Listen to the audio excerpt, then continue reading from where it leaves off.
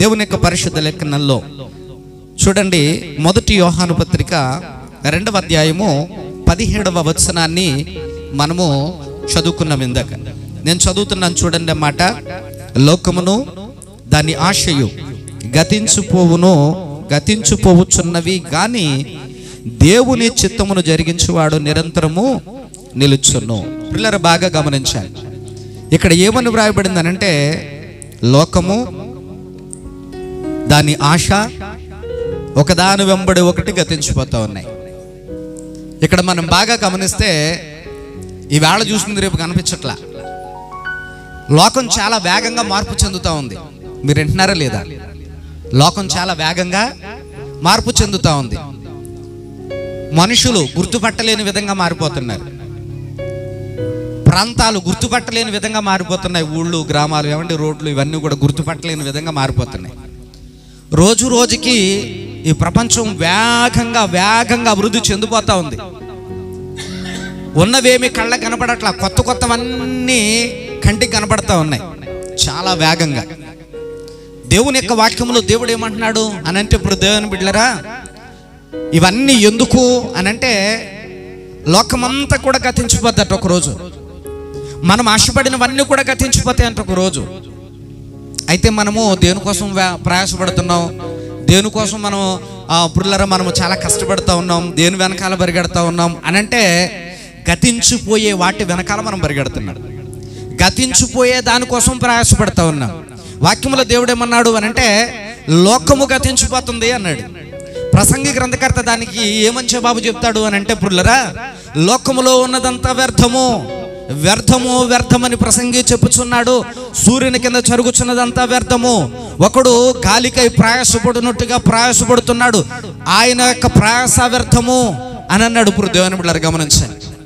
కాబట్టి మనం లోకములో అది కావాలి, ఇది కావాలి అని అనేకమైనటువంటి వాటి కొరకు మనం ప్రయాసపడితేనట, ఆ ప్రయాస అంతా గాలికి ప్రయాసపడినట్టుగానే అని వాక్యములో దేవుడు మాట్లాడుతూ ఉన్నాడు. పిల్లలు బాగా గమనించండి. ఉదాహరణకి మనం ఆలోచన చేస్తే, మొన్నటి వరకు లాస్ ఏంజల్, అమెరికా దేశంలో కాలిఫోర్నియా రాష్ట్రంలో లాస్ ఏంజల్ అనేటువంటి ప్రాంతంలో కోట్ల రూపాయలు పెట్టి కట్టుకున్నటువంటి భవనాలు వాళ్ళు చాలా ప్రయాసపడి, ఏమండి, విలాసవంతమైనటువంటి లగ్జరీ గృహాలు వాళ్ళు నిర్మించుకున్నారు చాలా గొప్పగా. అగ్ని వచ్చి మొత్తం అన్ని కూడా తగలెట్టేసి బూడిదిగా మార్చేసింది.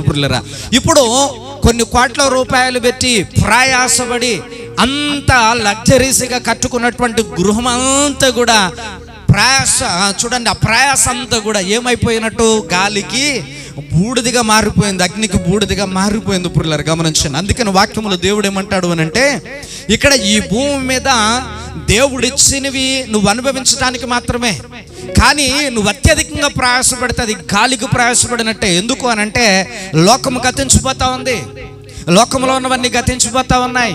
ఈవేళ చూసి నువ్వు రేపొద్దున ఉంటాయో లేవో తెలియదు. మనం కూడా ఈవేళ ఉన్నాం, రేపొద్దున ఏ రీతిగా ఉంటామో కూడా తెలియదు. ఒక దాని వెంబడి ఒకటి ఇవన్నీ కూడా గతించిపోతా ఉన్నాయి. మనము దేనికోసమైతే ఆశపడతా ఉన్నామో ఆశలన్నీ కూడా గతించిపోతా ఉన్నాయి. మనము నీరు గారిపోతా ఉన్నాం అని వాక్యంలో దేవుడు చెప్తా ఉన్నాడు. పిల్లరా, మరి లోకం కోసం మనం ప్రయాసపడొద్దు, దేనికోసం మనం ఆశపడొద్దు. అసలు మనం దేనికోసం బతకాలి, దేనికోసం మనం ప్రయాసపడాలి అని అంటే, వాక్యములో దేవుడు మాట్లాడుతానన్నాడు, నిలిచి ఉండే దానికోసం ప్రయాసపడు, శాశ్వతంగా నీ కొరకు ఉండే దానికోసం ప్రయాసపడు.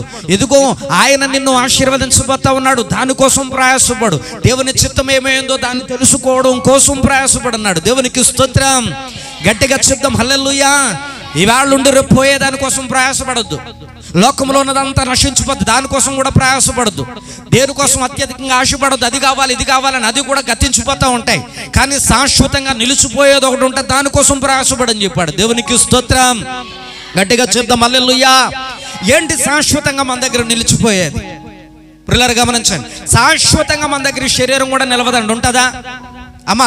ఈ శరీరం శాశ్వతంగా ఈ భూమి మీద ఉంటుందా అని అడుగుతున్నాను. ఉంటుందా? ఉండదు. కాబట్టి ఈ భూమి మీద ఏది శాశ్వతము కావు, శాశ్వతములైనటువంటివి భూమి మీద లేవు. కొన్నాళ్ళకి ఈ భూమి కూడా శాశ్వతము కాదు. ఎందుకనంటే భక్తుడైనటువంటి యెషయా ప్రవక్త అంటాడు, యెషయా గ్రంథంలో అలాగే భక్తుడైనటువంటి యోహాను భక్తుడు అంటాడు ప్రకటన గ్రంథంలో, అంతటా నేను క్రొత్త ఆకాశమును క్రొత్త భూమిని చూచి తిని అన్నాడు. మరి పాత ఆకాశం పాత భూమి పోతాయి, దేవుడు వీటిని తీసేస్తాడు పురులరా. ఇవన్నీ గతించిపోతాయట. ఆకాశం మహావేంద్రముతో లయమైపోతూ ఉంది. భూమి కూడా పురులరా అగ్ని చేత ఆహుతి అయిపోయి ఇది కూడా ఖాళీ బూడిదైపుగా మారిపోతా ఉంది. కాబట్టి క్రొత్త ఆకాశం రాబోతా ఉంది, క్రొత్త భూమి రాబోతా ఉంది పురులరా. కాబట్టి ఉన్న భూమి మీద ఉన్న ఆకాశం క్రింద నువ్వు దేనికోసం ప్రయాసపడి ఎంత సంపాదించు కూడగట్టినా ఇవన్నీ కూడా ప్రయాస వ్యర్థం అని బైబిల్ గ్రంథంలో దేవుడు చాలా స్పష్టంగా చెప్పాడు. కాబట్టి నిలిచిపోయేది ఒకటి ఉంది నీకోసం, అది ఎక్కడ ఉంటుండగానే సంపాదించుకోవాలి. హల్లెలూయా. నువ్వు ఎక్కడ ఉంటుండగానే సంపాదించుకోవాలి. చూడండి వాక్యంలో ఏమని రాయబడింది అని అంటే, మనము చదువుకుంటే లోకమును దాని ఆశయు గతించిపోవచ్చున్నవి, కానీ దేవుని చిత్తమును జరిగించువాడు, చూసారా పిల్లరా, నిరంతరము నిలిచి ఉండిపోయేది ఒకటి చెప్తున్నాడు. నిరంతరము నిలిచి ఉండిపోయేది ఒకటి చెప్తున్నాడు. ఏంటి నిరంతరము నిలిచి ఉండిపోయేది అని అంటే, దేవుని చిత్తం ఏంటో తెలుసుకుని దాని ప్రకారంగా చేయువాడు నిరంతరము నిలిచిపోతాడు. భూమి గతించిపోతుంది, భూమి వెళ్ళిపోతుంది, ఆకాశం వెళ్ళిపోతుంది, ఈ భూమి మీద ఉన్నటువంటి సమస్తము కూడా అన్ని వెళ్ళిపోతాయి, కానీ నువ్వు మాత్రం ఉండిపోతావు. దేవునికి స్తోత్రం. గట్టిగా చెప్తాం హల్లెలూయా. నువ్వు మాత్రం ఉండిపోతావు. నువ్వు ఉండిపోయేటువంటి మార్గం గురించి దేవుడు వెతకమన్నాడు. నువ్వు ఉండిపోయే దాని గురించి దేవుడు ప్రయాసపడమని చెప్పాడు. నువ్వు ఉండిపోయే దానికోసం దేవుడు నిన్ను తెలుసుకోమని చెప్పాడు. అది దేవుని చిత్తం. పిల్లలు బాగా గమనించి, భూమి మీద ఆళ్ళేళ్ళు చెప్పినవన్నీ చేస్తామండి, దేవుడు చెప్పినవి తప్ప. భూమి మీద మనకు తోచినవన్నీ చేస్తామండి, దేవుడు మనకు బోధించినవి తప్ప. భూమి మీద అన్ని రకాల మాటలు మాట్లాడతామండి, దేవుని పాదాల దగ్గర నోరు తెరిచి ప్రార్థన చేయడం తప్ప. ఊళ్ళో ఉన్న వాళ్ళందరిని పొగుడతామండి, ఇక్కడికి వచ్చి దేవుని నామాన్ని స్తుతించడం తప్ప. లోకంలో ఉన్నవన్నీ బాగానే చేస్తాం, దేవుని దగ్గరకు వచ్చేటప్పటికి మాత్రం మనకంటే బుద్ధిమంతులు లేరు. ప్రార్థించమంటే మౌనంగా ఉంటాం, పాట పాడమంటే మౌనంగా ఉంటాం, చప్పట్లు కొట్టమంటే మౌనంగా ఉంటాం, దేవుని సన్నిధానంలో ఏమీ చెయ్యం. కానీ మనకేం కావాలా? శాశ్వతమైనటువంటి పరలోక రాజ్యం అందరికీ కావాలి. చెప్పండి, అందరికీ కావాలి. దేవుని కొరకు ఏం చేయకోకుండానే, దేవుడు చెప్పిన మాట ఏమీ వినుకోకుండానే పిల్లల దేవుడు నీకు ఊరికినే ఇచ్చేస్తాడా? ఊరికినేది రాదు. కాబట్టి ఇక్కడ దేవుని చిత్తం ఏంటో తెలుసుకో. దేవుని యొక్క వాక్యంలో దేవుడు చెప్తున్నాడు, ఇదిగో నిరంతరము నిలిచిపోయేది నిత్య జీవం ఒక్కటే. నిత్య జీవాన్ని సంపాదించుకుంటే అన్ని నీ సొత్తులే, నిత్య జీవాన్ని సంపాదించుకుంటే అన్ని నీ సొంతమే. నిత్య జీవాన్ని ఒక్కటి సంపాదించుకుంటే అన్ని నీ దగ్గరే ఉంటాయి, అవన్నీ నీ వెంటే వస్తాయి. వాక్యంలో ప్రభు చెప్తా ఉన్నాడు, మొట్టమొదటిగా నువ్వు భూమి మీద వెతకవలసింది, మొట్టమొదటిగా భూమి మీద నువ్వు దేనికోసం ప్రయాసపడాలనేటువంటి దాని గురించి దేవుడు మాట్లాడుతూ యేసు ప్రభు చెప్తూ ఉన్నాడు, ఇదిగో నువ్వు మొదట ఆయన నీతిని రాజ్యమును అది వెతుకు. ఆయన నీతి ఎక్కడుంది, ఆయన రాజ్యం ఎక్కడుంది, అది నీతికి అక్కడ కూర్చో చక్కగాని. అది నువ్వు సంపాదించుకుంటే కనుక భూమి మీద బతుకున్నంత కాలం భూమి మీద సకల సౌకర్యాలు ఇవన్నీ దేవుడు నీకు ఏర్పాటు చేస్తాడు. అన్నీ ఏర్పాటు చేస్తాడు నీకు. ఏది తక్కువ కానియ్యడు, ఏ అపాయము నీ ఇంటికి రానియ్యడు. దేవునికి స్తోత్రం. గట్టిగా చెప్దాం హల్లెలూయా. మొట్టమొదటిగా నువ్వు చేయాల్సిన పని దేవుని నీతిని, దేవుని రాజ్యమును వెతుకు.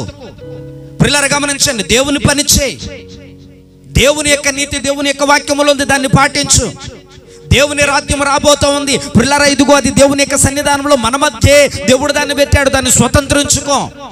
కాబట్టి దేవుని చిత్తం ఏమైందో దాన్ని కనుక నువ్వు తెలుసుకోగలిగితే నువ్వు నిలిచిపోతావు ఖచ్చితంగా. అందులో ఏ విధమైన అనుమానం లేదు. ఎవరైనా బావచ్చు, కానీ నువ్వు మాత్రం ఉండిపోతావు. ఈ భూమి గతించిపోయి వెళ్ళిపోతుంది.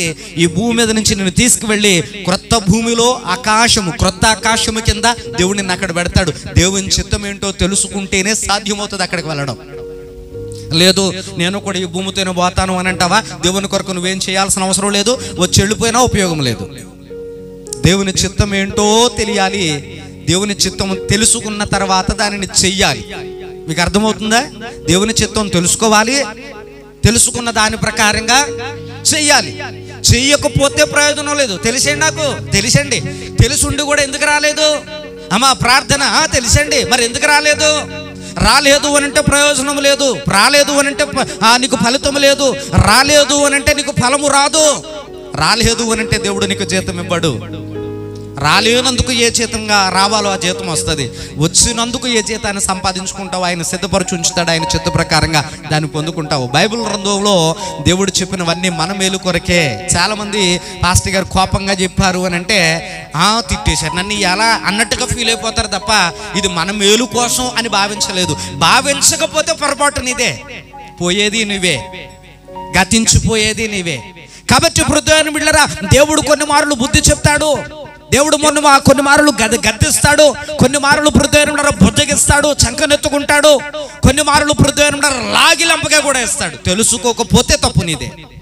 గద్దించినప్పుడు వాక్యంలో దేవుడు అంటాడు గద్దింపునకు లోబడు, మంచి పిల్లల లక్షణం. గద్దింపునకు లోబడ్డం మంచి పిల్లల లక్షణం. మీకు అర్థమవుతుందా లేదా? Yes or no? దేవుని పిల్లల లక్షణం, మంచి పిల్లల లక్షణం. ఒకవేళ తిరస్కరించి దానిని గనక ఎదిరిస్తే వాక్యములో ప్రభు అంటాడు అపహాస్యకుడు వాడికి బుద్ధి చెప్పకు, మాట వినవాడు బుద్ధి చెప్పకు వాడు వినడు, వాడు వెళ్ళే మార్గం నాశనకరమైనటువంటి ఒక భయంకరమైనటువంటి గుంట అని చెప్పాడు దేవుని యొక్క వాక్యంలో. గనక బ్రుల్లరా, కొన్ని మారులు గద్దింపు వస్తుంది, అది మన అవిధేయతను బట్టి దేవుడు గద్దించాడని అనుకోవాలా. కొన్ని మారులు బుజ్జగిస్తాడు దేవుడు, మనల్ని ప్రేమించే చంకనెత్తుకుంటున్నాడని అనుకోవాలా. కొన్ని మారులు లాగి లెంపకేస్తాడు దేవుడు, అప్పుడు మనం తప్పులేదో తెలుసుకుని మరలా మార్గంలోనికి రావాలా. అలా సరి చేసుకున్న వాడు పురులరా దేవుని చిత్తాన్ని తెలుసుకోగలుగుతాడు, దేవునికి లోబడగలుగుతాడు. పురులరా బాగా గమనించాలి. వాక్యములు అందుకనే చెప్తున్నాడు ఇది గతించిపోతుంది జాగ్రత్త, ఆకాశం గతించిపోతుంది జాగ్రత్త, ఈలోగా ఇవి గతించిపోయేలోగా దేవుని చిత్తం ఏంటో తెలుసుకో, దేవుని చిత్తం ఏంటో తెలుసుకో అన్నాడు. ఏంటి దేవుని చిత్తం? 2-3 మాటలు చాలా ఉన్నాయి దేవుని చిత్తాలు తెలుసుకోవడానికి, కానీ అందులో చాలా ప్రాముఖ్యమైనటువంటి 2 విషయాలు.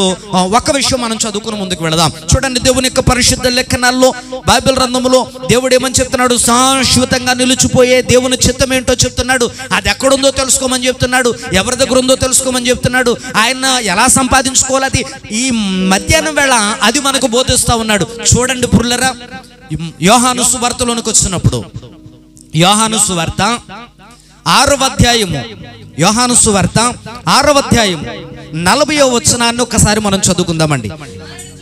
కుమారుని చూచి ఆయన యందు విశ్వాసముంచు ప్రతివాడును నిత్య జీవము పొందుటయే నా తండ్రి చిత్తము, అంత్యదినమున నేను వానిని లేపొదును. దేవునికి స్తోత్రము. అందరం బిగ్గరగా చెప్తాం, ప్రతి ఒక్కరూ హల్లెలూయా.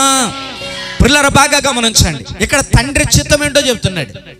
యేసుక్రీస్తు ప్రభు అన్నాడు తండ్రి చిత్తం ఏంటో తెలుసుకోండి అన్నాడు. ఇప్పుడు తండ్రి చిత్తం ఏంటి?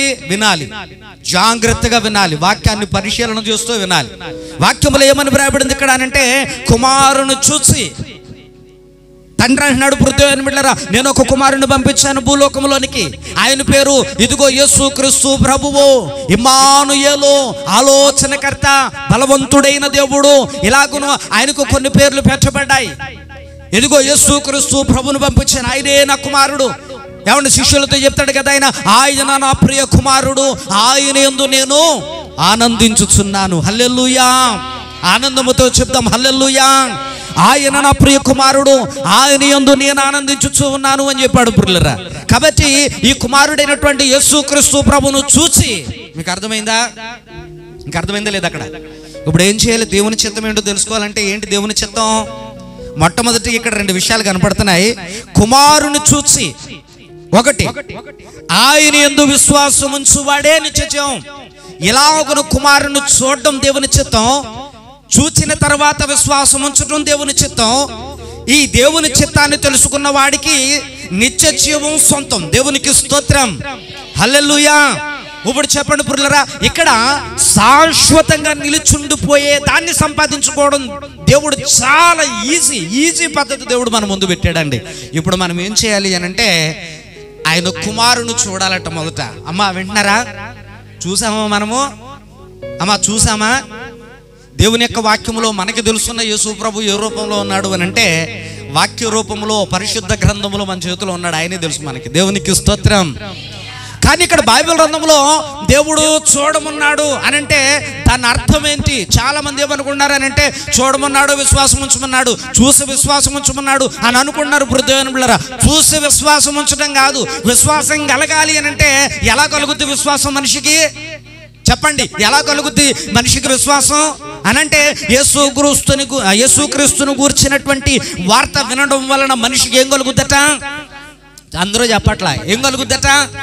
విశ్వాసం కలుగుద్దట. పురులరా, దేవుణ్ణి యేసు ప్రభువుని చూడండి ముందు అని అన్నాడు అని అంటే మనుషులందరూ ఎలా చూస్తున్నారో తెలుసా అండి? ఇప్పుడు మనము ఎక్కడికైనా చూడండి, పిల్లల యొక్క పెళ్ళిళ్ళ విషయంలో పెళ్లి చూపులకి వెళతాం. ఏమంటే పెళ్లి చూపులకి వెళతాం. పెళ్లి చూపులకి వెళ్లే ముందే చూడాలి అని అంటే, వాళ్ళ కుటుంబాన్ని చూడాలని అంటే, పెళ్లి కొడుకు మంచిదా కాదా, వాళ్ళ కుటుంబం మంచిదా కాదా, వాళ్ళ వెనకాలంలో వాళ్ళు మంచిదా కాదా, ఆ ఊర్లో వాళ్ళకి ఎలాంటి పేరు ఉంది, ఎలాంటి స్థితి ఉంది, వాళ్ళకి ఇల్లు ఉందా లేదా, మంచి పని చేస్తున్నాడా లేదా, ఆ కుటుంబంలో ఉన్నటువంటి మనుషులందరూ ఎలా ఉన్నారు, పిల్లని ఆ ఇంటికి ఇస్తే యాగనిస్తారా లేదా, బతకనిస్తారా లేదా, సంతోషంగా ఉండనిస్తారా లేదా, కాపురం చేసుకుంటుందా లేదా, అక్కడ ఆ పిల్లను ఉంటే ఆ ఇంటికి ఆ పిల్లను పంపిస్తే మనం ఇక్కడ గుండెల మీద చేసుకుని మన ఇంట్లో హ్యాపీగా కడుపు నిండా భోంచేసి మనం పడుకోగలమా లేదా అని ఇన్ని ఆలోచన చేస్తాం. చూడడం వెనకాల ఎంత పరిశోధన ఉంది చెప్పండి. చూడడం వెనకాల ఎంత పరిశోధన ఉందండి. చూసాం, కుర్రోడు ఎత్తుగా ఉన్నాడు, బాగా బలంగా ఉన్నాడు, జుట్టు ఇక్కడ దాకా పెంచుకున్నాడు, మహా సూపర్ గా ఉన్నాడు, సినిమా హీరోలాగా ఉన్నాడు, వాళ్ళ అమ్మ గయ్యాళ్ళిది, వాళ్ళ నాన్న పోరం పోకోడు, లేదనంటే ఆ ఇంట్లో ఉన్నటువంటి ఆడపడుచులు మహా శంకిణీలు అయినప్పటికీ పర్లేదు, హీరో ఇచ్చేద్దామా పిల్లనే, చూస్తే బాగున్నాడు కదా, మాట్లాడరా. ఇప్పుడు అందరికీ అవనస్తులందరికీ హీరోలే కావాలా, మంచోళ్ళు అవసరంలా. ఏమండి ఇచ్చేద్దామా పిల్లనే, మాట్లాడండి, ఏదో చెప్పండి, ఇచ్చేద్దామా? నేనైతే మా హావేలను బాబు ఏమన్నా బాబోయ్, నేను ఖచ్చితంగా చెప్తున్నాను, నేను చూస్తాను. చూడడం అంటే కళ్ళతో చూడడం కాదు దేవుని బిడ్డలారా, చెవులతో విన్నది మనసుతో చూస్తాను. ఇక్కడ దేవుణ్ణి కూడా అలా చూడమని చెప్తున్నాడు. మనుషులందరికీ యేసు ప్రభుని కళ్ళతో చూడడం అలవాటు అయిపోయింది, చెవులతో విని మనసుతో చూడడం అలవాటు చేసుకోవాలి ఆ మనుషులు. అందుకనే వాక్యములో యేసు ప్రభు ఏం చెప్తున్నాడు తెలుసా అండి? వీళ్ళందరూ కూడా చూచుట మట్టుకు చూతురు గాని గ్రహించలేక ఉన్నారు, వినుట మట్టుకు విందురు గాని గ్రహించలేక ఉన్నారు, నన్ను కేవలం పదవులతో ఆరాధిస్తున్నారు కానీ వారి హృదయమునకు చాలా దూరంగా ఉంది. వాళ్ళు నన్ను అర్థం చేసుకోలేకపోతా ఉన్నారు, వాళ్ళు చూస్తున్నారు కానీ నన్ను అర్థం చేసుకోలేకపోతా ఉన్నారు. దేవునికి స్తోత్రం, హల్లెలూయా. దేవుణ్ణి అర్థం చేసుకోలేకపోతా ఉన్నాం. దేవుణ్ణి చూసి ఆయన యందు విశ్వాసం ఉంచన్నాడు తండ్రి అయినటువంటి దేవుడు. ఇక్కడ వచ్చిన మర్మం ఒక్కసారి ఆలోచించండి. చూస్తే ఎవరికి ఇతను మంచోడు అని మనకు అనిపించదండి. కొన్ని మొఖాలు చూస్తే కొట్టాలని, కొన్ని మొఖాలు చూస్తే చెప్పండి ఏమనిపిస్తుంది? కొన్ని మొఖాలు చూస్తే కొట్టాలనిపిస్తుందట, కొన్ని మొఖాలు చూస్తే పెట్టాలనిపిస్తుంది. అది మన మనసు అలా ఉంటుంది. వెంటనే చూడగానే ఈడు మొఖం అయితే ఎక్కేం చేరిదేక మొఖం లాగుంది, పొయ్యి కాడ నల్లకుండా ఉంటే చూసారా మాడిపోయిన దాకలా ఉంది, ఇలా పేర్లు పెడతా ఉంటాం మనం. హృదయంలో వాక్యంలో దేవుడు ఏమని చెప్తున్నాడో తెలుసా అండి? తండ్రి ఏమని చెప్తున్నాడో తెలుసా? ఇదిగో కుమారుని మొదట చూడండి, ఆ తర్వాతే విశ్వాసం ఉంచండి. చూసి విశ్వాసం ఉంచండి. చూడండి మొదట, ఈయన నీకు తగిన దేవుడా కాదా, ఈయన నిన్ను రక్షించిన వాడా కాదా, ఈయన నీ కొరకు ప్రాణం పెట్టిన వాడా కాదా, ఈయన నీ కొరకు నిందలో పడిన వాడా కాదా, నీ బాధలు అనుభవించడానికి ఆయన సిద్ధపడి వచ్చిన దేవుడా కాదా, ఇదిగో ఆయన నీ కొరకు కొరడా దెబ్బలు తిన్నాడా లేదా, ఆయన నీకు చాలిన దేవుడా కాదా, ఆయన నీకు తగిన దేవుడా కాదా, అసలు దైవ లక్షణాలు ఆయనలో ఉన్నాయా లేదా, ఆయన నిన్ను పరలోక రాజ్యానికి చేర్చగలడా లేదా, ఆయన సత్యవంతుడైన దేవుడా కాదా, ఆయన దైవ గుణాలు ఉన్నాయని నువ్వు నమ్మితే అప్పుడు విశ్వాసం ఉంచు. అది చూడడం. దేవునికి స్తోత్రం, హల్లెలూయా. బాగా గమనించండి పురులరా, ఈ దేవునికున్న లక్షణాలు, ఈయన దేవుడుగా కలిగిన ప్రతి లక్షణం ఈయనలో ఉంటే, ఆ లక్షణాలు నువ్వు చూడగలిగితే అప్పుడు నువ్వు విశ్వాసం ఉంచు. ఆ విశ్వాసానికి నిత్య జీవాన్ని ఇస్తుంది. దేవునికి స్తోత్రం. కానీ యేసుక్రీస్తు ప్రభుని మనుషులు అలా చూడట్లా. అమ్మ అలా చూస్తున్నారా? అలా చూడట్లా. మరి అలా చూస్తున్నారు. ఇక్కడ ఉన్న వాళ్ళందరూ అలాగున్నారట, భూమి మీద క్రైస్తవులు అందరూ అలాగున్నారట. ఆయన నాకు చాలిన దేవుడు అని అనుకోవట్లా. ఆయన నా రక్షకుడు, పరలోక రాజ్యములో నిత్య జీవమును ఇవ్వగలిగిన వాడు, నా కొరకు ప్రాణం పెట్టిన వాడు, నా కొరకు ఆయన రక్తమును గార్చిన వాడు, ఆయన అనేకమైన అవమానాలు భరించిన వాడు, అపహాస్యము చేయబడిన వాడు, సిలువను మోసిన వాడు, నా కొరకు ఎన్నో బాధలు భరించిన వాడు, ఇదిగో సిలువలో వ్రాలాడుతూ ఆయనకున్న రక్తమంతా నా కొరకు దారబోసిన వాడు, నాకు పాప విమోచన గావించి మరలా తిరిగి రెండవ రాకడలో నా కొరకు రాబోతున్న నా సొంత రక్షకుడు అని నువ్వు చూస్తే, ఈ లక్షణాలన్నీ ఆయనలో కనపడితే అప్పుడు ఉంచి ఆయన మీద విశ్వాసం. లేదు అని అంటే కనుక విశ్వాసం ఉంచాల్సిన అవసరమో బాగా గమనించండి పురులరా. చూడడం అంటే ఏదో పైకి చూసేయడం కాదండి. యేసు ప్రభు మంచి దేవుడే, అందరూ ప్రార్థన చేస్తున్నాడు, మనం వెళ్ళిపోతాం. అలా రాకు. యేసు దేవుడు నీ బతుక్కి చాలిన దేవుడా కాదా, నిన్ను విమోచించగలిగిన దేవుడా కాదా? నిన్ను రక్షించడానికి ప్రాణం పెట్టిన దేవుడా కాదా? నిన్నెంత ప్రేమించాడు ఆయన. ఇవన్నీ చూడొకసారి. కానీ మనుషులు అలా చూడట్లా. భక్తుడైనటువంటి పౌలు ఒక మాట చెప్తాడు.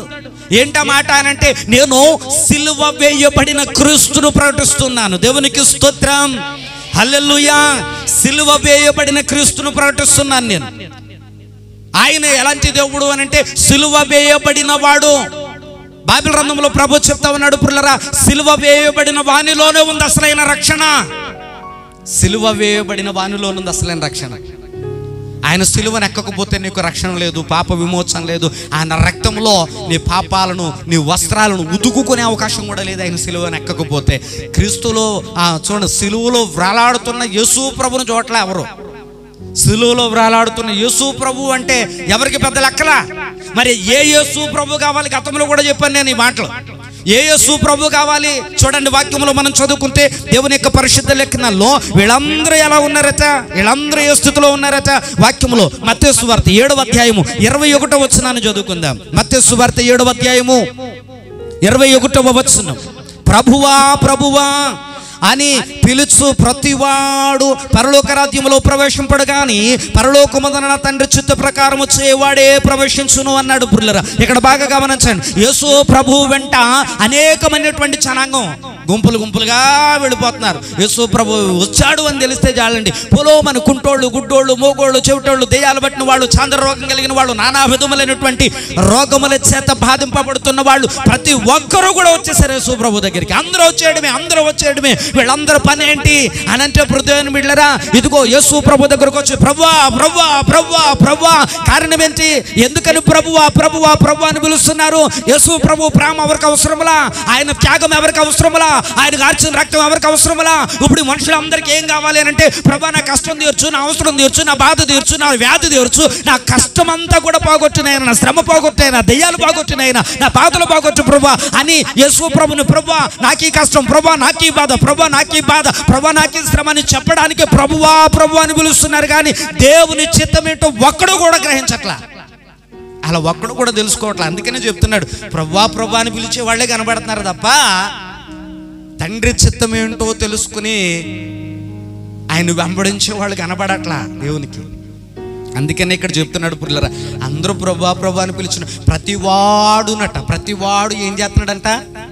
అమ్మా చెప్పండి, ప్రతివాడు ఏం ప్రభువా ప్రభు అని పిలుస్తున్నాడట. ప్రతివాడు ప్రభువా ప్రభువా అని నన్ను పిలిచే ప్రతివాడు ఏం చేస్తున్నాడు? ఇక్కడ ప్రభువా ప్రభు అనే పిలుస్తున్నాడు. మీకు అర్థమైందా లేదు? ఇక్కడ ప్రతివాడు ఏమని పిలుస్తున్నాడు? ప్రభువా ప్రభువా అని పిలుస్తున్నాడు. ఏంటి అని యేసు ప్రభు వెనక తిరిగి చూస్తే, నా పాపాలు గడిగి నన్ను క్షమించాను ఒక్కడ అడగట్లా. జబ్బు వచ్చింది నాయనా, జ్వరం వచ్చింది నాయనా, జాడ్యం వచ్చింది నాయనా. మీకు అర్థమవుతుందా? డబ్బు కావాలన్నాయన, పొలం కావాలన్నాయన, పిల్లకి పెళ్ళి, పిల్లల చదువులు, కుటుంబం, అప్పులు, చాలా తెప్పులు పడుతున్నాను, చాలా ఇబ్బందులు ఉన్నాయి, బిడ్డకి దయమట్టేసింది, కుటుంబంలో మనశ్శాంతి లేకుండా ఉంది, ఆ బిడ్డ మనశ్శాంతి ఉంచట్లేదు బాబు, మొగుడు మాట అనట్లేదు, పెళ్ళం దారిలో లేదు, కుటుంబంలో అనేకమైనటువంటి సమస్యలు, ఎవరికుండే బాధలే చెప్తున్నారు యేసయ్యకు. మీకు అర్థమవుతుందండి? బాధలు చెప్పొద్దు అని యేసు ప్రభు చెప్పట్లా, నీ బాధలన్నీ తీర్చేవాడు ఆయనే. అందుకని వాక్యంలో దేవుడు చెప్తున్నాడు, తండ్రి చిత్తం ఏంటో తెలుసుకోగలిగితే బాధల్లో నుండి ఎలా బయటపడాలో కూడా ఈజీగా దేవుడు నీకు బోధిస్తాడు. పుర్లరా, అందులో నుండి నువ్వు బయటపడచ్చు. తండ్రి చిత్తం తెలుసుకోవాలి మొదట. పుర్లరా గమనించండి. అందుకని భక్తుడైన పౌలు అంటాడు, నేను సిలువలో వ్రాలాడుతున్న యేసయ్యను చూస్తున్నాను, ఆయన్ని ప్రకటిస్తున్నాను, ఆయనలోనుంది అసలైన రక్షణ అంతా కూడా. ఆయనే కనుక సిలువలో వ్రాలాడకపోతే, ఆయనే కనుక సిలువలోనికి వెళ్ళుండకపోతే ఈ రోజున నాకు ఈ పాప విమోచన కలిగి ఉండేది కాదు. ఆయన కావాలి నాకు. ఆ సిలువ ఎక్కినప్పుడు ఎవరైనా యేసు ప్రభు దగ్గరకు వచ్చి ఆ సిలువ ప్లేస్లో నన్ను వేసేయండి అని అన్నారా ఒక్కడన్నా? అసలు ఏళ్ళే అందరూ అన్నారు, యేసు ప్రభుని సిలువ వేసేయడం మాకు అవసరం లేదు, బాగు చేసేటప్పుడు యేసు ప్రభు కావాలి, స్వస్థపరిచేటప్పుడు యేసు ప్రభు కావాలి, ఎవరిని దెయ్యాలను వెళ్ళగొట్టాలంటే యేసు ప్రభు కావాలి, బతుకులు బాగు చేయాలంటే యేసు ప్రభు కావాలా, నీ పాపాలు మానుకో అని అంటే మాత్రం యేసు ప్రభు అవసరంలా. ఈ రోజున ప్రజలందరూ యేసు ప్రభుని ఎలా చూస్తున్నారు అని అంటే బాధలు చెప్పడానికే చూస్తున్నారు, ఆయన ఆపద్బాంధవుడుగానే చూస్తున్నారు, కానీ లోక రక్షకుడు అన్నట్టుగా చూడట్లా. అందుకని తండ్రి చెప్తున్నాడు, తండ్రి చిత్తం ఏంటో తెలుసా? ముందు కుమారుని చూడండి, మనసు పెట్టి చూడండి, ముందు ఆయన ఎలాంటివాడో చూడండి, ఆయనలో దైవ లక్షణాలు ఉన్నాయో లేదో చూడండి, నీకు చాలిన దేవుడా కాదో చూడండి, చూచిన తర్వాత విశ్వాసం ఉంచు. అదే చెప్పాడు తండ్రి అయినటువంటి దేవుడు. అదే కదండి వాక్యములు ఉంటాయి. చదవండి, ఇందాక వాక్యం చదువుకున్నాం బైబిల్ గ్రంథంలో. ఏమండి, యోహాను సువార్త 6వ అధ్యాయం 40వ వచనం. యోహాను సువార్త 6వ అధ్యాయము 40వ వచనములో ఏమన్నాడండి అక్కడ తండ్రి? కుమారుడు కుమారుని చూచి ఆ తర్వాత ఆయన యందు విశ్వాసం ఉంచండి. మీకు అర్థమవుతుందండి? ముందు కుమారుని చూడండి, పరిశీలన చేయండి, ఆయన విధానం తెలుసుకోండి, దైవ లక్షణాలు తెలుసుకోండి, ఆయన నీ కొరకు ఏం చేశాడో తెలుసుకో, ఆయన కొరకు ఎందుకు ప్రాణం పెట్టాడో తెలుసుకో, ఎందుకు రక్తంగా వచ్చాడో తెలుసుకో, ఆయన అంత త్యాగం చేయాల్సి వచ్చిందో తెలుసుకో. మొదట అసలు ఈ లోకానికి ఎందుకు వచ్చాడో తెలుసుకో. మొదట ఆయన గురించి అన్నీ తెలుసుకో. చూడడం అంటే అది, చూడడం అంటే కళ్ళతో అలాగే వెళ్ళి ఎలా చూసి వచ్చేయడం కాదండి. బైబిల్ గ్రంథంలో పుల్లరా మోషే అంటాడు, అయ్యా ఒకసారి మీరు ఆ యెరికో పట్టణమునకు వెళ్ళి ఆ యెరికో పట్టణమును చూసి రండి అని వేగుల వారిని పంపించారట. చూసి రండి అని పంపించారట. అక్కడికి వెళ్ళిన తర్వాత వీళ్ళు చూశారు. చూసినవన్నీ కూడా మరలా తిరిగి వచ్చి భక్తుడైనటువంటి మోషేతో చెప్తున్నారు, చూసినవన్నీ కూడా. వాళ్ళు చూడడానికి వెళ్ళారా, లేదంటే అక్కడ అనేకమైనటువంటి విషయాలు చూసి కనిపెట్టి చెప్పడానికి వెళ్ళారా? చెప్పాలి అమ్మా, చెప్పండి. ఎవరికైనా ఏదైనా పని అప్పగించి వెళ్ళి జాగ్రత్తగా చూసిరాయే అన్నారనుకోండి, ఏం చేస్తారు మీరు? ఆను పాను అన్ని కనిపెట్టి చూడడం అంటే దాన్ని వెనకాల చాలా పరిశోధన చేయాలి. అక్కడికి వెళ్ళిన తర్వాత అన్ని తెలుసుకుని రావాలి నువ్వు. చూడటం అంటే అలాగే వెళ్ళి ఇల్లు బాగుంది, కుర్రోడు చిరంజీవిలో ఉన్నాడు, వెంకటేష్లో ఉన్నాడు, బాలకృష్ణ, ఇవన్నీ పాత సినిమాలు చెప్తున్నాను నేను. మరి వాళ్ళే తెలుసు, నాకు ఇప్పుడు ఉన్నవాళ్ళు ఎవరు నాకు తెలియదు. పాత మనిషిని నేను ఏం చేస్తాను ఏమండి? వాళ్ళ సినిమాలు చూసినట్టుగా చెప్తున్నాను నేను అప్పట్లో. కాబట్టి ఇప్పుడు ఇప్పుడు ఉన్నటువంటి మీరైతే ఏదో ట్రెండింగ్ ఇప్పుడు ఉంటుంది కదా, చాలా మంది హీరోలు వాళ్ళ పేర్లు ఇప్పుడు అలా ఉన్నాడు ఎలాగున్నాడు, అలా కాదండి. కళ్ళతో చూడడం కాదు, ఈ చెవులతో వినాలా వాళ్ళ మంచి చెడ్లో.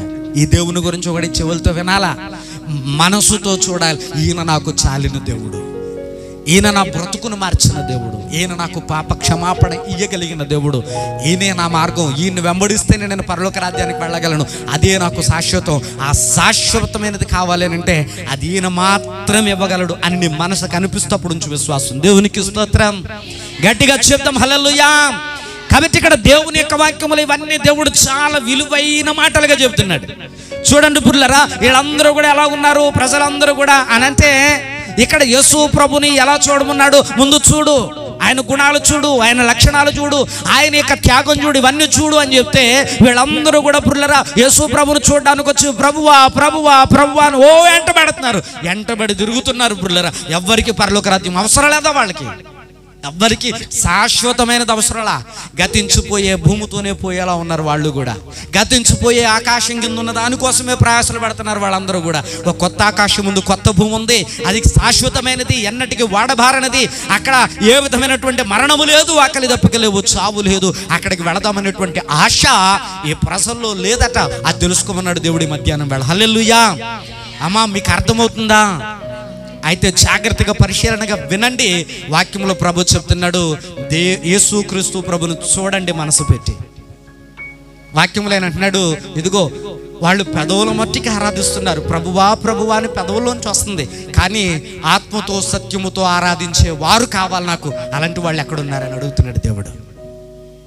దేవునికి అలాంటి వాళ్ళు కావాలండి, ఆత్మతో సత్యముతో ఆరాధించే వాళ్ళు కావాలట పురులరా. మనమందరం కూడా పెదవులతో ఆరాధించే వాళ్ళు అందరం కూడా. ఏ పాట పాడిన పెదవుల మీదే, ఏ ప్రార్థన చేసిన పెదవుల మీదే, ఏ విధమైనటువంటి పురులర దేవుని మందిరంలో స్తుతులు అర్పించిన ఇక్కడి నుంచి రావట్లా, కడుపులో నుండి, హృదయాంతరంగములో నుండి. చాలా మంది అంటాం కదా, ప్రేమించిందా కడుపులోంచి తీసిపెట్టేస్తుంది. నువ్వు దేవుడిని అలా ప్రేమించవా? హృదయములో నుండి దేవుడిని ఆరాధించడానికి, హృదయంలో నుండి ప్రేమను కనపరచడానికి, అవి కళ్ళల్లో నుండి ముఖములోను కనపడతా ఉంటది పుల్లరా. అంత ప్రేమ ఉంటే పుల్లరు గమనించండి. ఎవరినన్నా చూసేటప్పటికి ముఖం చూస్తే చెప్పేచ్చండి, ఆ వ్యక్తి అంటే నీకు ఇష్టమో కాదో అనేటువంటిది నువ్వు ముఖం చూడగానే చెప్పేచ్చు. ఏం ముఖం అలా పెట్టేవిట మనిషిని చూడగానే? పురులారు గమనించండి, ఒక మనిషిని చూడగానే ముఖం కలకలా వెలిగిపోతూ ఉంటుంది పురులారు, సూపులెట్ కంటే బాగా బ్రైట్గా. ఆ వ్యక్తి అంటే నీకు అంత బాగా ప్రేమ ఎక్కువ, ఏమవుతాడు నీకు? కొడుకా, నాన్నలుడా, తమ్ముడా, అన్నయ్య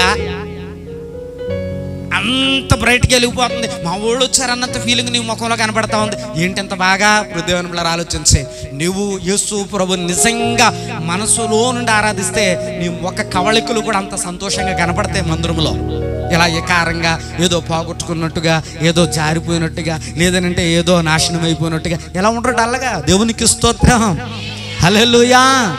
పిల్లలు బాగా గమనించాలి. కాబట్టి ఇక్కడ యేసు ప్రభును చూడు. మొదట చూడటము అని అంటే పిల్లరా, యేసు ప్రభు శరీరధారిగా ఉన్నటువంటి ఆ రోజుల్లో ఆ మనుషులే వాళ్ళు దేవుణ్ణి చూసి, యేసు ప్రభును కూడా చూసి పిల్లరా వాళ్ళు దేవునికి దూరంగా ఉన్నారట. వారి హృదయాలు దేవునికి దూరంగా పెట్టారట. వాక్యంలో దేవుడు మాట్లాడుతున్నాడు. ఇప్పుడు ఉన్నటువంటి కాలంలో మన గురించి దేవుడు మాట్లాడుతూ ఆయన ఏమన్నాడు తెలుసా పిల్లరా, చూసి నమ్మిన వారి కంటే. చూసారు పిల్లరా, వాక్యంలో అది ఎక్కడ ఉంటుంది అంటే యోహాను సువార్తలో 20వ అధ్యాయము 29వ వచనంలో ఉంటుంది. ఆయన అంటాడు, నన్ను చూచి నమ్మిన వారి కంటే చూడకోకుండా నమ్మేవాళ్ళు ఇంకా ధన్యులు అవుతారు, చూడకోకుండా నమ్మేవాళ్ళు ఇంకా ధన్యులు అవుతారు అన్నాడు. ఎందుకన్నాడు ఆ మాట? చూడకోకుండా. ఏమండి, యేసు ప్రభువును మనం శరీరధారిగా చూడాల, వాక్య రూపంలోనూ చూస్తున్నాం మనం. అమ్మ వింటున్నారా? యేసు ప్రభువు నాడు శిష్యులందరూ కూడా యేసు ప్రభును చూసి వెంబడించారు. ఆయన అద్భుతాలు చూసి వెంబడించారు. ఆయన ఆశ్చర్యకార్యాలు చూసి వెంబడించారు. ఆయన నోటి మాటలు విని వెంబడించారు. కానీ ఇప్పుడు మనం ఏం చేస్తామో తెలుసండి, వాక్యమైనటువంటి యేసు ప్రభుని విని ఆయన వెంబడిస్తున్నాం. దేవుని బిడ్డలారా, ఈ వాక్యమైన యేసు ప్రభుని మనం వెంబడిస్తా ఉన్నాం. అందుకని మనము ఆనాడు యేసు ప్రభుని వెంబడించిన శిష్యుల కంటే గొప్పోళ్ళు. మనం యేసు ప్రభును చూచి ఆయన పిలిచాడని వెళ్ళారు, కానీ యేసు ప్రభు యొక్క వాక్యాన్ని విని ఆయన గొప్పోడని తెలుసుకుని వచ్చాం మనం. దేవునికి స్తోత్రం. వాళ్ళకి మనకి చాలా వ్యత్యాసం ఉంది. వాళ్ళకంటే గొప్ప ధన్యులు మనం. అందుకని ఇక్కడ వాక్యంలో దేవుడు మొట్టమొదటిగా చెప్తున్నాడు, చిత్తం, తండ్రి చిత్తం తెలుసుకో. చాలా మంది తండ్రి చిత్తాన్ని తెలుసుకోవట్లా. యేసు ప్రభు స్వస్థపరిచే దేవుడు అని తెలుసుకుంటున్నారు, బాగు చేసే దేవుడు అని తెలుసుకుంటున్నారు, ఆరోగ్యం ఇచ్చే దేవుడు అని తెలుసుకుంటున్నారు, బాధలు పోగొట్టే దేవుడు అని తెలుసుకుంటున్నారు. మరి నిన్ను రక్షించే దేవుడు అని ఎప్పుడు తెలుసుకుంటావు? నీ కొరకు రక్తం కార్చిన దేవుడు అని ఎప్పుడు తెలుసుకుంటావు? నీ కొరకు పరలోక రాజ్యాన్ని సిద్ధపరచడానికి వెళ్ళిన దేవుడు అని ఎప్పుడు తెలుసుకుంటావు? మరలా తిరిగైనా ఈ లోకానికి రాబోతున్నాడు నిన్ను తీసుకుని వెళ్ళడానికి అని ఎప్పుడు తెలుసుకుంటావు? నీకంటూ ఒక పరలోక రాజ్యంలో ఒక మంచి స్థానం ఉంది, ఇదిగో అక్కడికి వెళ్ళాలని నువ్వు ఎప్పుడు తెలుసుకుంటావు? ఈ పాతాకాశం పాత భూమి గతించిపోతుంది, కొత్త భూమి కొత్త ఆకాశం రాబోతా ఉంది, అక్కడికి వెళ్ళాలని నువ్వు ఎప్పుడు తెలుసుకుంటావు? తెలుసుకోవడమే దేవుని చిత్తం. అమ్మా వినాలి, తెలుసుకోవడమే దేవుని.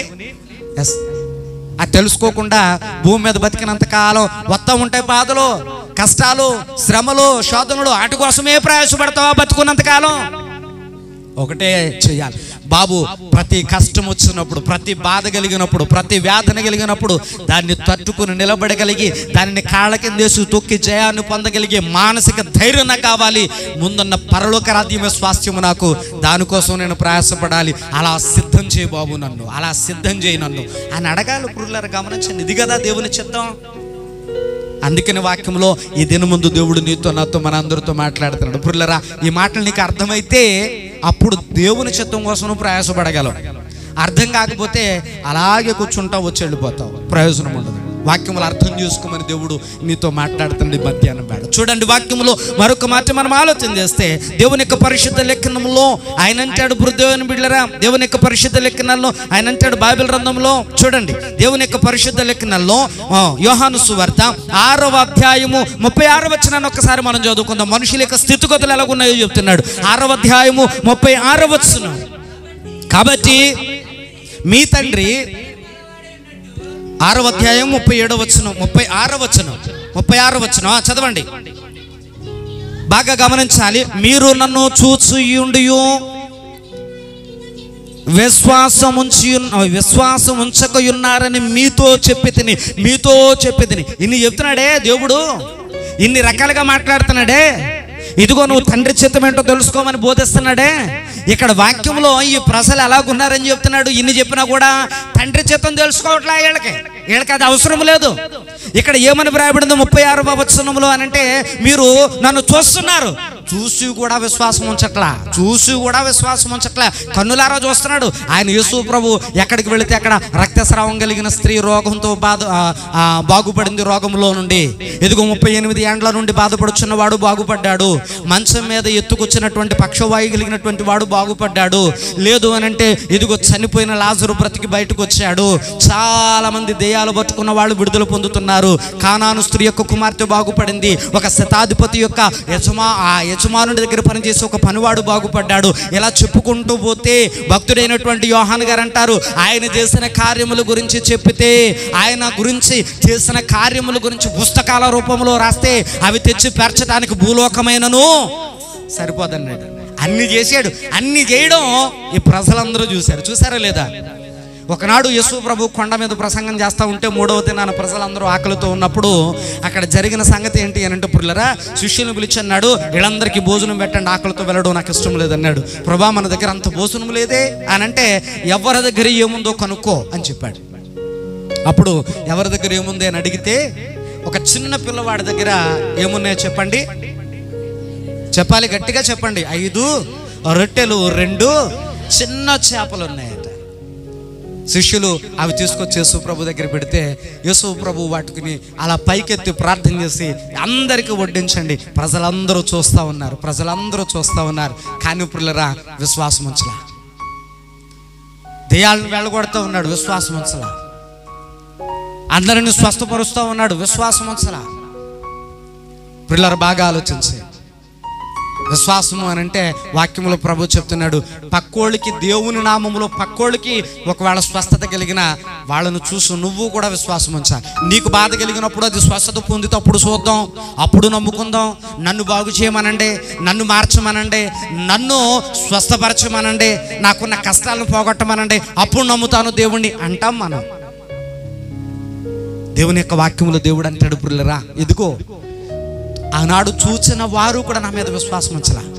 అందుకే నేను మాట చెప్తున్నాను, ఆనాడు చూచి నమ్మిన వారి కంటే ఈనాడు చూడక నమ్మిన వారు వాళ్ళకంటే నా దృష్టిలో మీరే గొప్పవాళ్ళు అన్నాడు. దేవునికి స్తోత్రం. మనమే గొప్పవాళ్ళం అన్నాడు. ఈ మధ్యాహ్నం వేళ పురులరా యేసు ప్రభును గురించి నువ్వేం తెలుసుకున్నావు? తండ్రి చిత్తం ఏంటో తెలుసుకున్నావా? ఇదిగో తండ్రి చిత్తం ఏంటో తెలుసా? ఈ పాత ఆకాశం ఉండదు, పాత భూమి ఉండదు. ఈ భూమి మీద దేవుని యొక్క మాటకు లోబడినటువంటి వాళ్ళు ఎవరు కూడా ఈ పాత భూమితో మొత్తం అందరూ కూడా లేచిపోతారు, మొత్తం పోతారు పురులరా. వాక్యంలో దేవుడు అన్నాడు, ఇదిగో ఒక క్రొత్త ఆకాశం క్రొత్త భూమి రాబోతా ఉంది. నీకోసం తండ్రి చిత్తాన్ని తెలుసుకో. నిత్య జీవం ఎక్కడుందో కనుక్కో. నా కుమారుని చూచి ఆయన నీకు చాలిన దేవుడని, నమ్మదగిన దేవుడని, ఆయన నీకు దారి చూపెట్టగలడని, నిత్య జీవాన్ని ఇవ్వగలడని, పరలోక రాజ్యములో నీ కొరకు ఉచితముగా స్థలమును సిద్ధపరిచిన వాడని, ఆయన నీ కొరకు సిలువలో వ్రలాడిన దేవుడని, ఎదుగో నీ బ్రతుకునకు చాలిన దేవుడని నీ కనిపిస్తే అప్పుడు ఆయన యందు విశ్వాసం ఉంచు. అప్పుడు నీవు అంత్య దినమున నువ్వు లేపబడతావు. చనిపోయినా, ఈ భూమి గతించిపోయినా నువ్వు మాత్రం మరలా తిరిగి భద్రంగా లేపబడతావు. నీ మీద దృష్టి ఉంచి నీ దగ్గరకు వచ్చి నిన్ను పైకి లేపి పరలోక రాజ్యం, నిత్య జీవము కలిగినటువంటి నూతన భూమి ఆకాశం, అక్కడికి నిన్ను తీసుకుని వెళతానన్నాడు. అది తండ్రి చిత్తం. పిల్లరా ఈ లోకంలో ఈ దానికే ప్రయాసపడతావా? పైనున్న దాన్ని వెతకమన్నాడు దేవుడు, దానికోసం ప్రయాసపడతావా? పిల్లరా భూమి మీద బతుకున్నంత కాలం మనిషికి అవసరాలు ఉంటాయి, కష్టాలు ఉంటాయి, శ్రమలు ఉంటాయి, శోధనలు ఉంటాయి, ఏమీ లేకుండా ఉండవు. మన జీవితం అంత తేలిగ్గా ముందుకు వెళ్ళదు పురులరా. కానీ ఇవన్నీ ఒకనాడు గతించిపోతాయి అన్నాడు. లోకములో ఉన్నవన్నీ ఏమైపోతాయట? గతించిపోతాయి. నీలో ఉన్న ఆశలన్నీ కూడా ఏమైపోతాయట? గతించిపోతావు. కానీ వాక్యంలో ప్రభు చెప్తున్నాడు, ఆయనను చూసి ఆయన కుమారుని యందు విశ్వాసం ఉంచిన వాడు నిత్య జీవము గలవాడు, చనిపోయినను మరలా తిరిగి అంత్యదినమున నేను వారిని లేపదు. నువ్వు లేవాలి, ఖచ్చితంగా నువ్వు లేవాలి. ఈ లోకంతో గతించిపోయే వ్యక్తిగా నువ్వు ఉండకూడదు. ఎంత భక్తి చేసి ఆ క్రొత్త ఆకాశం క్రొత్త భూమి దగ్గరికి రాకోకుండా నువ్వు ఎక్కడ ఆగిపోకూడదు. నువ్వెంత భక్తి చేసి నీకు కావలసిన దానికోసం చేయకు, పరలోక రాజ్యములో ఉన్న దానికోసం చేయి. ప్రయాసపడు, నీ కుటుంబానికి అది దక్కాలని ప్రయాసపడు, నీ బిడ్డలకు అది దక్కాలని ప్రయాసపడు, నీకు అది దక్కాలని ప్రయాసపడు. నీ గ్రామంలో నశించిపోతున్న ప్రతి ఒక్కరూ రక్షించబడి ఆ క్రొత్త ఆకాశం క్రొత్త భూమి దగ్గరికి రావాలని ప్రయాసపడు. ఏ భూమి మీద నువ్వు ఎంతకాలం బతుకుతావో అంతకాలము కూడా వాక్యంలో దేవుడు అంటాడు, ఎదుగో నేను నీకు సమకూర్చేదను, నీకు ఇస్తానని దేవుడు చెప్పాడు. ఇవన్నీ నీకు కావాలా? ఆయన చిత్తాన్ని తెలుసుకుంటావా? వాక్యంలో ప్రభు చెప్తున్నాడు,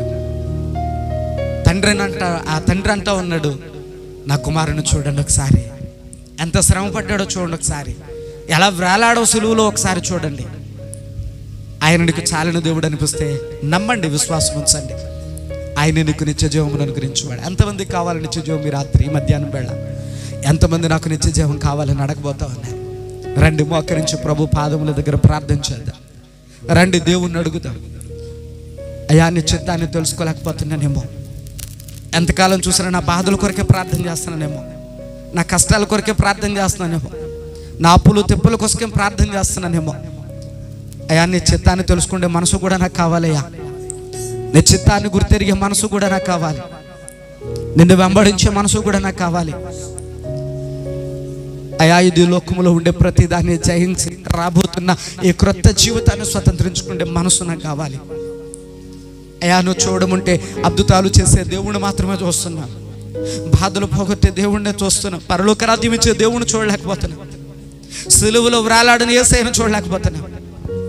ఒకవేళ మా జీవితంలో అలాంటి పరిస్థితులు ఉన్నాయేమో, అలాంటి స్థితిగతులు ఉన్నాయేమో. అయా, చూడడం అంటే ఆనాడు నా ప్రభా అద్భుతాలు చేస్తున్నాడు యేసు ప్రభు, రండి అన్నారు, కానీ మన జీవితాలు మారుస్తాడట, పరలోక రాజ్యం ఇస్తాడట, రండి అని ఒక్కళ్ళు కూడా చెప్పలేదండి, ఒక్కళ్ళు కూడా చెప్పలేదు. పిల్లరా, నీ బాధలు పోతాయి, నీ కష్టాలు పోతాయి అన్నారు, కానీ పరలోక రాజ్యం ఉంది, దాన్ని స్వతంత్రించుకోవడానికి యేసు ప్రభు ఇదిగో అంచెతే నాన్న మరలా తిరిగి లేపుతాడట, రండి అని ఎవరు చెప్పట్లేదండి, చెప్పలేకపోతున్నారు. పిల్లరా, బాధలు పోతాయనో కష్టాలు పోతాయనో యేసు ప్రభు దగ్గరికి వచ్చేవాళ్ళు ఎక్కువైపోయారు, పరలోక రాజ్యం కావాలని అడిగేవాళ్ళు తక్కువైపోయారు, ఆయన తండ్రి చిత్తాన్ని గుర్తెరిగే వాళ్ళు తక్కువైపోయారు. ప్రతివాడు ప్రభువా ప్రభువా ప్రభువా అని పిలవడమే నేర్చుకున్నాడు. నా బాధలు బాగొట్టు ప్రభు అని నేర్చుకున్నాడు, కష్టాలు బాగొట్టు ప్రభు అని నేర్చుకున్నాడు. ఎందుకంటే ఆయన నీ ప్రార్థన వినే దేవుడు, నీ కష్టాలు పోగొడుతున్నాడు, బాధలు పోగొడుతున్నాడు. అక్కడి వరకే నువ్వు కనపడుతుంది దేవుడిని, అక్కడి వరకే చూస్తున్నావు దేవుణ్ణి, అంతకు మించి ముందుకు ఆలోచించలేకపోతున్నావు. భూమి మీద బతుకున్నంతకాలం నీకు ఆరోగ్యం కావాలని అడుగుతున్నావు, తర్వాత పరలోక రాజ్యం కావాలని అడగొద్దా? భూమి మీద బతుకున్నంతకాలం సుఖభోగాలు కావాలని అడుగుతున్నావు, ఆ తర్వాత పరలోక రాజ్యం కావాలని అడగొద్దా? ఈ భూమి మీద ఉన్నంత కాలము ఇది కావాలి అది కావాలి అన్ని కావాలని అడుగుతున్నావే, అయిపోయిన తర్వాత పరలోక రాజ్యం అది అనంతమైన జీవితం, అది కావాలని అడగొద్దా? ఎక్కడి వరకు ఆలోచిస్తున్నావు నువ్వు? ముందుకెందుకు ఆలోచించట్లా? అక్కడి వరకు ఎందుకు ఆలోచించట్లా? అద్భుతాలు చేసే యేసయ్యని వెంబడిస్తున్నారు వీళ్ళందరూ కూడా. సిలువలో వేలాడిన యేసయ్య అవసరం లేదా నీకు? అద్భుతాల దగ్గర ఆగిపోతావా? ఆశ్చర్యకార్యాల దగ్గర ఆగిపోతావా? అక్కడ జరుగుతున్నాయి, ఎక్కడ జరుగుతున్నాయి ఆశ్చర్యకార్యాలు, అద్భుతాలు. అక్కడున్నాడు దేవుడు, ఇక్కడున్నాడు దేవుడు అంటే నమ్ముతున్నావా? నీ దగ్గర లేడా దేవుడు? నీతో లేడా దేవుడు? అంత అల్ప విశ్వాసివా? బ్రదరా, నువ్వు ఉన్న చోట మోకరించి ప్రార్థన చేస్తే దేవుడు వింటాడు. ఆఖరి ప్రార్థన విన్న మాదిరి నువ్వు ప్రమాదంలో ఉంటే దేవుడు నీ ప్రార్థన వింటాడు. షద్రక్ మేషక్ అబేద్నెగో ప్రార్థన విన్న మాదిరి నువ్వు ఆపదలో ఉంటే, భయంకరమైనటువంటి ప్రమాదంలో పడితే, ఒంటరుగున్న దానియేలు ప్రార్థన విన్న మాదిరి నీ ప్రార్థన వింటాడు దేవుడు. అక్కడి వరకు ఆలోచించి ఇంకా ముందుంది చూడు మంచి జీవితం. శరీరాన్ని విడిచిపెట్టిన తర్వాత ఇంకా ముందుంది చూడు మంచి జీవితం, అనంతమైన జీవితం, పరలోక రాజ్యం. ఆనందముతో కూడినది, సంతోషముతో కూడినది, వ్యాధులు బాధలు లేనివి, మరణమే లేనిది, నిత్య జీవ ఫలం, జీవజలం. ఇవన్నీ కూడా మనకి అక్కడ ఉన్నాయి, అన్నీ అక్కడ ఉన్నాయి. 1000 ఏండ్ల విందుంది అక్కడ. ప్రతిదినము సంతోషమే, బాధ లేదు, వేదన లేదు, దుఃఖము లేదు, కన్నీళ్లు లేవు, చావు మరణము లేవు. అయ్యో వ్యాధి వచ్చిందమ్మా, గుండెపోటు వచ్చిందమ్మా, బాధ కలిగిందమ్మా, కష్టం వచ్చిందమ్మా, కొట్టారమ్మా, తిట్టారమ్మా, నింద వేస్తారమ్మా, ఇలాంటి మాటలు ఏం కనపడవు, వినపడవు. అక్కడ దాకా ఆలోచించు. ఎక్కడి వరకు ఆగిపోక అక్కడ దాకా ఆలోచించు, అక్కడ దాకా ఆలోచించు. ఎలుగెత్తి ప్రార్థన చేద్దాం. ప్రభా, ఒకవేళ నీకు విరోధంగా ఇప్పటి వరకు అలా ఉన్నానేమో అయ్యా, నా అద్భుతాలు, నా జీవితం, నా ఆశీర్వాదం, నా ఇల్లు, నా కుటుంబం ఎక్కడే ఆగిపోతున్నానేమో. పరలోక రాజ్యం వరకు కూడా రావాలి నాయన, అక్కడి వరకు కూడా నేను రావాలి. నన్ను అలా నడిపించు ప్రభా. ఈ రాత్రి మధ్యాహ్నం వేళ ప్రార్థన చేద్దాం.